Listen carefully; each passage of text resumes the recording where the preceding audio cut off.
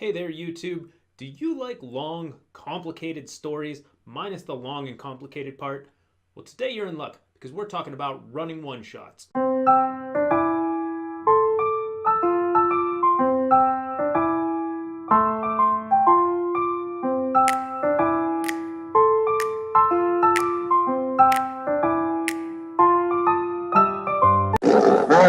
Hey everyone, Mark here.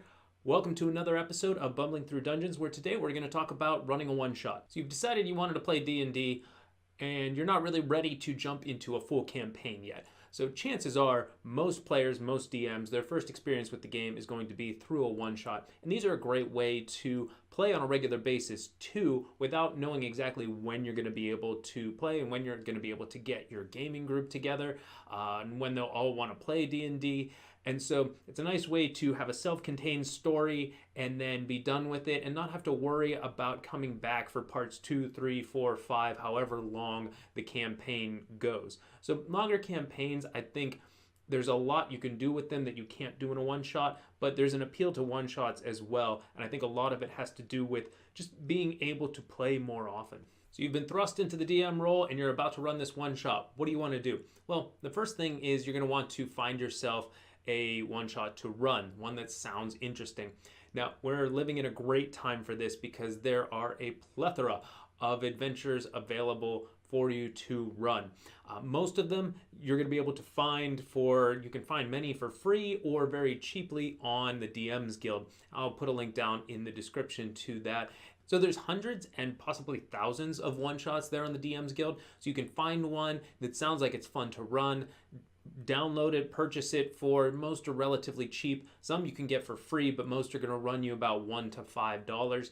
And then you'll have yourself a module that you can read through and run at the table. So the first thing that I recommend, and the first thing that I do whenever I'm running a one-shot, is read through it multiple times, at least twice. The first time you're reading through just to understand what it's about. Figure out what the story is, what the plot is, who the NPCs are, how everything fits together one scene to the next. You're not taking notes at this point. You're not, getting into too much detail. You're just trying to figure out what all this is about and wrap your head around the adventure and how you think it might go at the table. Now, on the second read through, this is when I start to take notes. So I've got a notebook out, or I might have my laptop up with Microsoft Word pulled up, and I'm creating an outline. And this is just like you would outline for anything else. So you've got your major scenes, and then you want, and I usually do story beats. I'm not writing down particular details.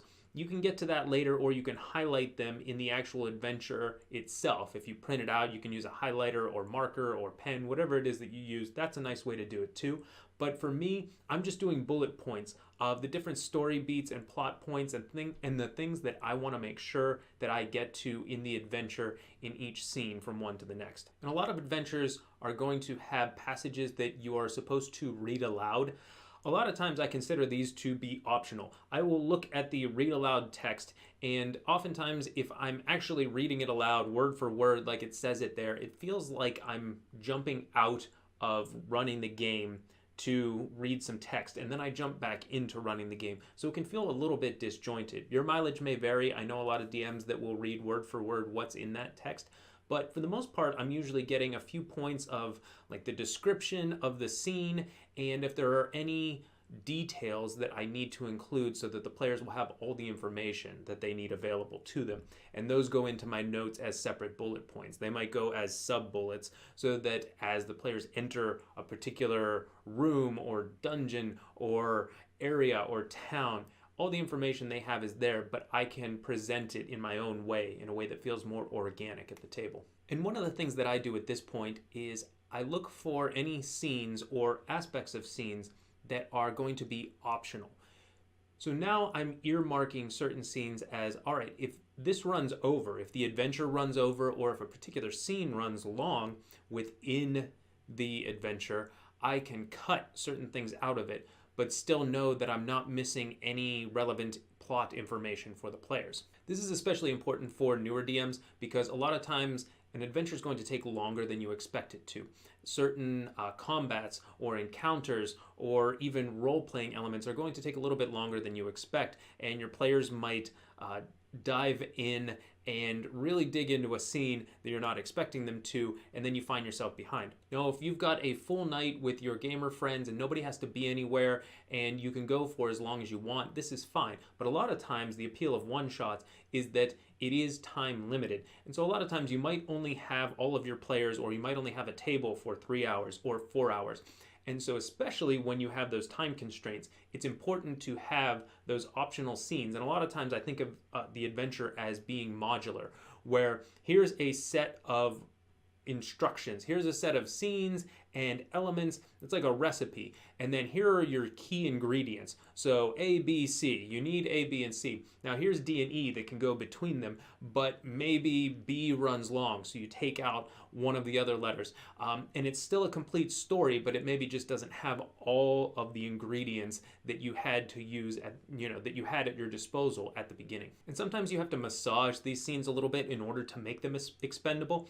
And what I mean by that is there might be one or two pieces of information in a scene or in a dialogue or even in a combat or in a location that are very important, but the rest of the scene is expendable. So that may become your expendable scene, but you need to find a way to incorporate those other pieces of information into your adventure so that the players aren't missing out on anything. So what constitutes an expendable scene versus a necessary one? Well, there's no hard rules that are always going to be true, but I found a lot of times in one-shots there are dialogue scenes that perhaps add to the flavor of the story, give a sense of the NPCs and the town and the world that the players are in, but it's not necessarily relevant to the plot and the action of the adventure itself. And these sorts of, I guess, lazier scenes, that might not be the right word for it, but these scenes where not a whole lot of action is happening, where the players are just sort of getting to know the world around them, these are amazing to have quite a few of in a campaign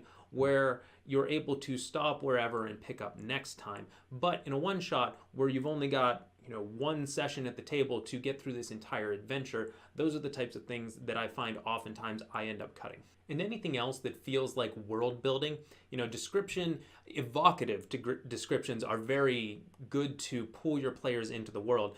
But at the same time, it might not be absolutely necessary. And so if you're having to make hard cuts, if you're having to make difficult decisions about what to cut, it's your world building elements, it's your scene descriptions. That's the stuff that is going to bloat your adventure from 3 hours to 4 or 4 hours to 5. And that might be an extra hour that you don't have. One of the other key differences between running a campaign and running a one-shot is that more often than not, your one-shot is going to be very linear. The players are going to start the one-shot, they're going to get the plot hook, get the quest, go do the quest, they'll either be successful or unsuccessful, and then the quest ends. They might get their reward, there might be some twist at the end, but it follows an essentially linear structure. There isn't this, do you want to do A, B, or C from the very beginning that can go off in many different directions. There are exceptions to this, but they're just that, exceptions, and they're very limited in those exceptions. There are also DMs, mostly experienced DMs who have been doing this for a long time, who can sometimes take a one-shot that has a single plot hook, and if the players decide to latch on to something else that's pretty random, the DM will run with that. I wouldn't necessarily recommend that until you feel comfortable with it. It's certainly a way that you can go with it, but at that point you're really just improvising an entire session. So the fun in one-shots comes from how players tackle the problem presented to them. They're not going to have an entire world to choose from and explore within this one-shot. It's a very limited structure and a limited amount of time. So the adventure really will usually just go from A to B to C to D on that path. But the fun comes with when they're presented with challenges and opportunities, how do they do that? So creating meaningful choices within that linear structure, I think, is one of the hallmarks of a good one-shot. So if they can find different ways to tackle an encounter or take out an enemy, or maybe there's a social solution to it where they can talk their way out of it and can avoid combat altogether.